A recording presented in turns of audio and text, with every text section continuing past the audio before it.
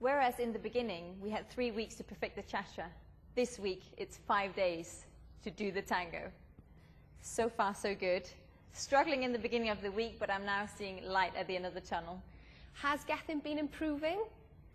Gethin has been a brilliant student. I've really put him through the paces this week, and I've pushed him right over the edge, I think. I think I actually got to sort of stop. I can't take any more information on Monday night, but it's now Wednesday, and he's doing really good. How difficult is the tango? What are the fundamental elements? The tango is one of the most technically difficult ballroom dances because the posture is different, and you have to dance around in bent knees. So for the man, he really needs to take the lead, and that's what I'm hoping for this Saturday, Gethin leading me around the floor. How does it feel to be dancing with Wales' sexiest male? Oh wow, I hadn't even noticed, you know. Wales' sexiest man. Well, I hope he pulls that off on Saturday, because I need to dance with a passionate man on Saturday.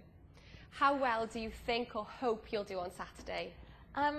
It's the first week on Saturday that all the boys and girls will be competing together. And obviously, I've got my fingers crossed that Gethin will really give the girls a run for the money.